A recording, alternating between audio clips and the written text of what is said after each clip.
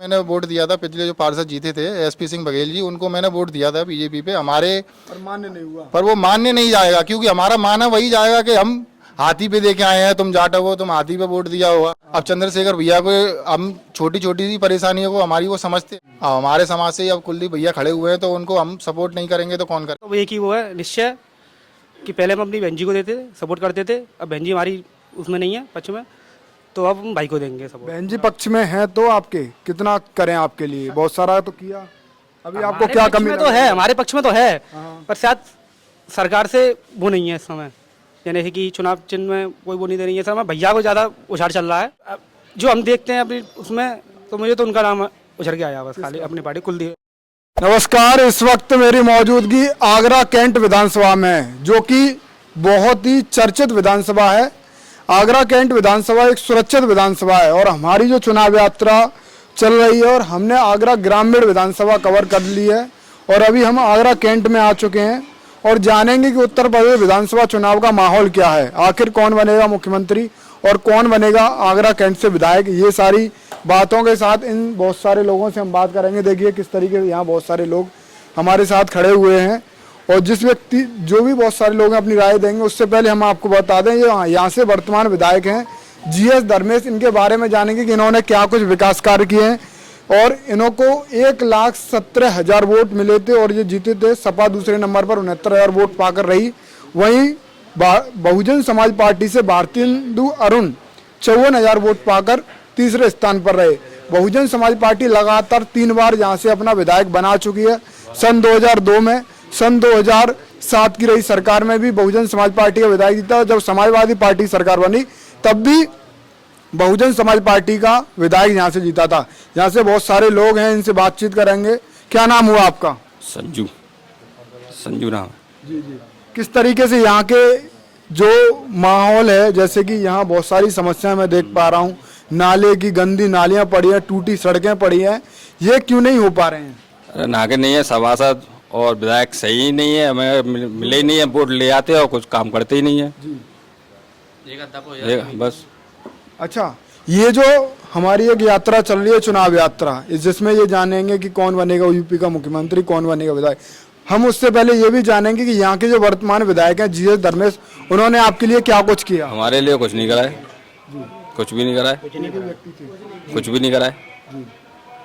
अब बहुत सारे पार्टी के विधायक आएंगे, समाजवादी पार्टी आएगी, बीएसपी से जो भारतेंदु अरुण पीछे चुनाव लड़े 2022 का, और एक बहुत सारे नए चेहरे आएंगे। तो आपको क्या लग रहा है, आप किसकी तरफ दाव लगाना चाहेंगे? अपने भैया की तरफ चंद्रशेखर आजाद। चंद्रशेखर आजाद। चंद्रशेखर आजाद, तो ऐसा क्यों? बहुजन समाज पार्टी भी तो आपकी पार्टी रही है। वो भी हमारी पार्टी रही है ना, वो भी पार्टी रही है, अब वो चुपचाप बैठ गई है वो वाली पार्टी, अब ये पार्टी उठ रही है बीमार में। अच्छा, तो यहाँ से तो चंद्रशेखर आजाद चुनाव नहीं लड़ेंगे, यहाँ से तो कोई ना कोई उनकी पार्टी का प्रत्याशी आएगा। कोई भी ना कोई तो होगा टड़ा, मतलब सभासद होंगे, कोई ना कोई तो, मतलब। आपके हिसाब से कौन यहाँ संघर्ष करता दिखाई दे रहा है, कौन नया नाम है आपके हिसाब से? कुलदीप कुमार, कुलदीप। अच्छा, तो ये देखिए बहुत सारे लोग हैं। आपका क्या नाम हुआ? अनूप कुमार। तो अनूप कुमार जी, ये कौन सा मोहल्ला है ये आपका? ये महादेव गली बोलते हैं, ताजगंज। नगला महादेव। नगला महादेवी। ताजगंज। तो ये ताजगंज का नगला महादेवी मोहल्ला है, और इनसे हम जान रहे हैं कि आखिर चुनाव में माहौल क्या है। फिलहाल बहुत सारी समस्या मैं आपकी विधानसभा में देख पा रहा हूँ। इन सारी समस्याओं का समाधान आप किसके साथ देख पा रहे हैं? सरकार के विरोध हो रहा है, जो अपना तेरी हो रही है वो हो रहा है, चारा हो रहा है, अछूत जाति पे अत्याचार हो रहा है। जो पुरानी चाल चलती आ रही है वो आज भी हो रही है, वही रीत हम देख पा रहे। हम कंप्लेन करके आते हैं नाली की, सड़क की, मोहल्ले की, इतनी गंदगी आप देख सकते हैं, रिकॉर्ड कर सकते हैं। कोई भी वो नहीं है, जाते हैं, बोल देते, टाइम दे देते हैं हमें कि कल होगा परसों होगा, कोई भी नहीं आता है, बाहर की करके चले जाते हैं। यहाँ से जो जीएस धर्मेश विधायक हैं दावा कर रहे हैं कि आपकी बहुत सारी समस्याएं समाधान कर दिया उन्होंने। करते हैं, मगर एक बार हम भी गए थे, ठीक है ना, तो मिलने से मना कर दिया था। मैं बुरा नहीं कह रहा हूँ, उन्हें भी सही है, वो अपनी जगह कर रहे हैं, मगर जब हमारे जिस जगह हम रह रहे हैं उस जगह का सुधार नहीं हो पा रहा है, तो उससे क्या है? कोई फायदा नहीं है। जो कर रहे हैं अच्छी जगह कर रहे हैं, वो अपना काम सही है, मगर हमारी तरफ नहीं हो रहा कुछ भी। अच्छा, अखिलेश यादव तो बहुत सारी आपकी बात कर रहे हैं कि बहुजन समाज के लोगों को बहुत अच्छा सम्मान देंगे। अब देखते हैं, वो कह रहे हैं तो क्या होता है।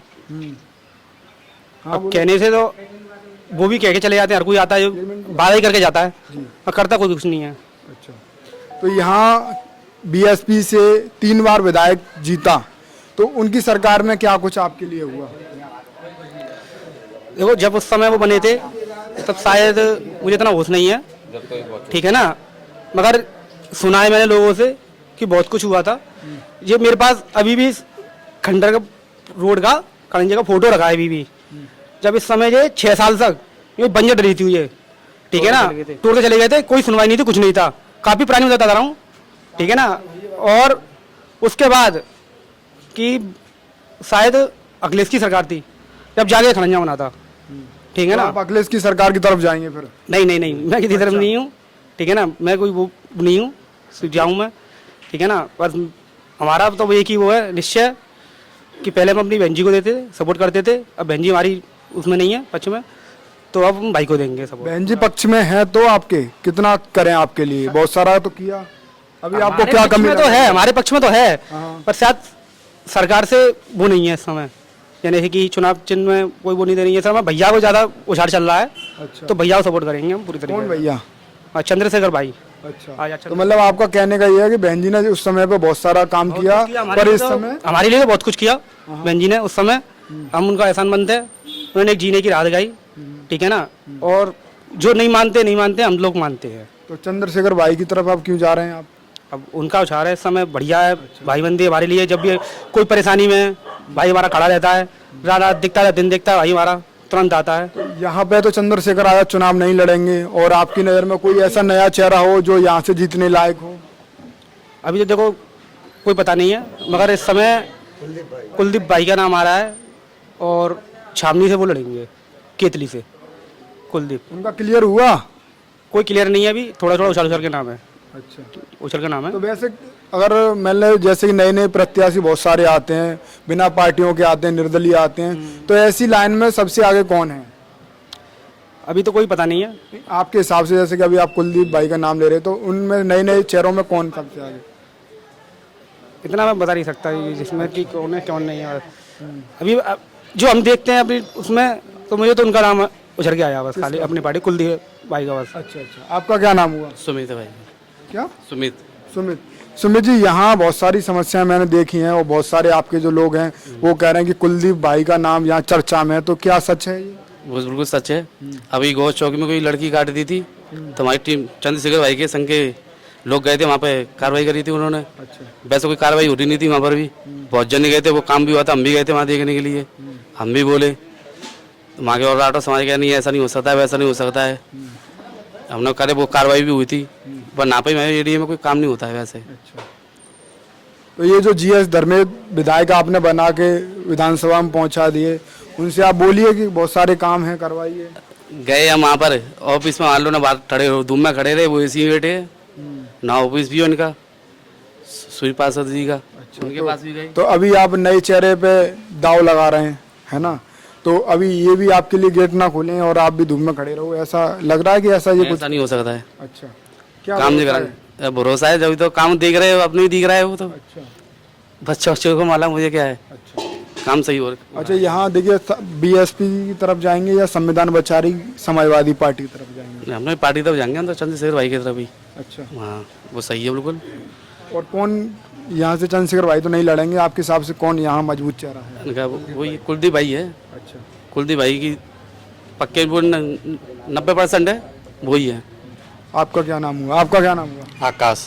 आकाश जी, कैसे देख पा रहे हैं आने वाले चुनाव में बहुत सारा लोग संविधान बचाने की बात कर रहे हैं, अखिलेश यादव पीडीए की बात कर रहे हैं?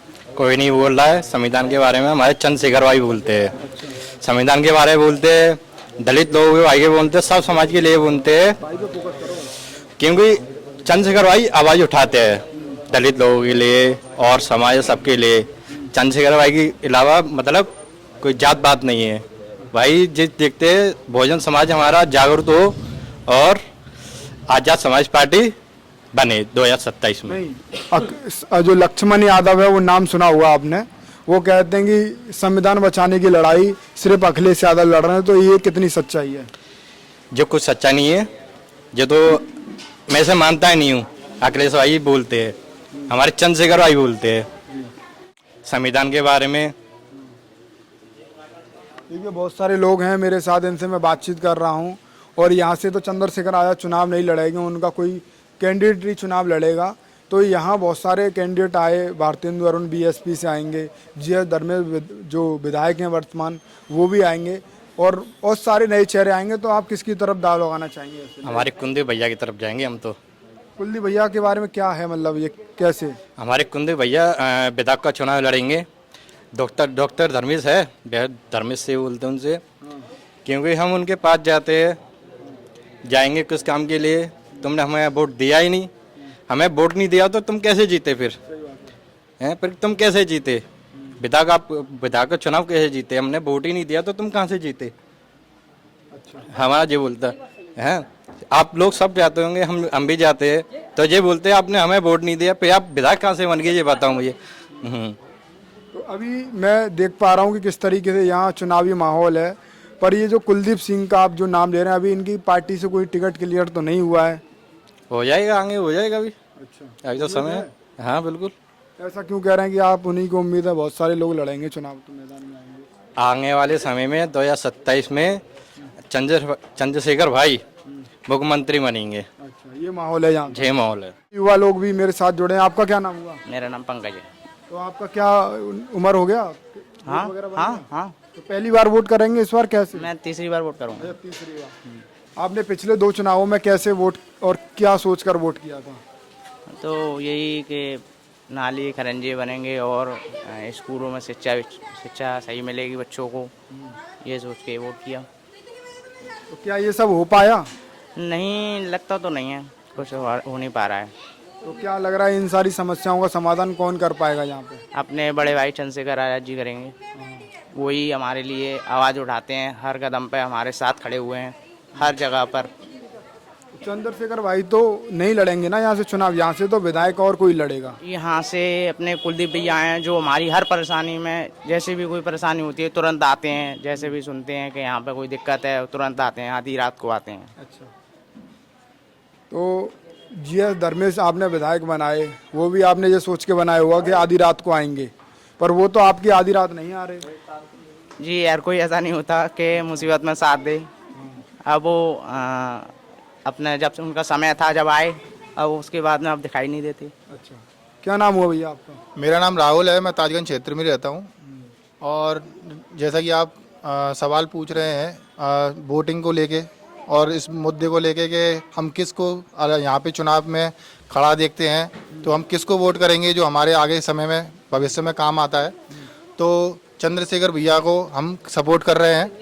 और हमारे ताजगंज क्षेत्र में जितने भी युवा हैं, हम जितने भी जागरूक होते जा रहे हैं, क्योंकि पिछले सालों जो एसपी सिंह बघेल जी को हमने कमल के फूल पे वोट दे करके हमने जिताया, इस आशा से कि हम हमारे जो भी रुके हुए जो काम है, हमारी जन सुनवाई है या हमारे छोटे मोटे मुद्दे भी हैं, तो उनको लेकर अगर हम उनके पास जाएंगे तो वो हमारी सुनवाई करेंगे।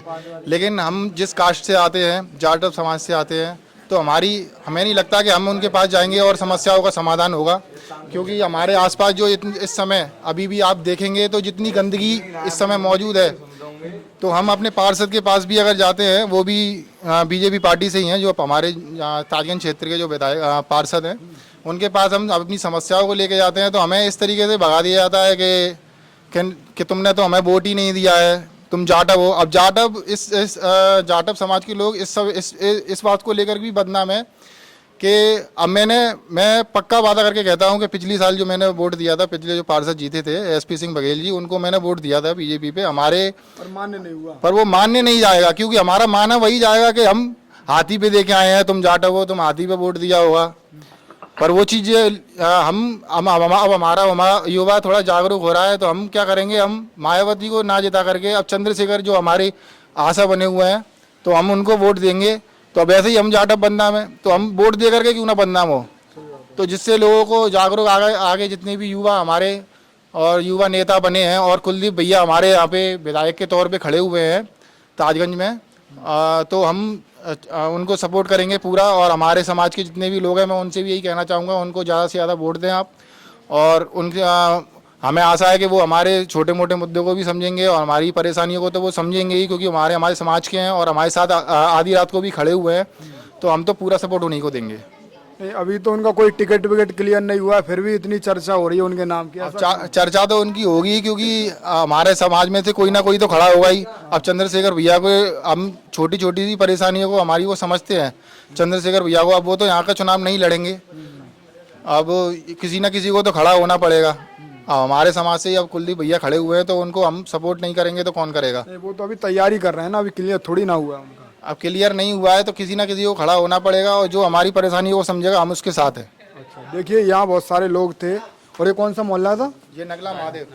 ये नगला महादेव ताजगंज एरिया है। ताजमहल खूब चमक रहा है, बगल में ही है, पर यहाँ की जो गली हैं, गली मोहल्ले हैं, वो काफ़ी ज़्यादा बदहाल हालत से जूझ रहे हैं और नालियों में पानी भरा हुआ है, खरंजा टूटा पड़ा हुआ है। फिलहाल आगरा कैंट विधानसभा में हम थे और इस वीडियो को आप ज़्यादा से ज़्यादा शेयर करें और अपनी प्रतिक्रिया कमेंट में दें।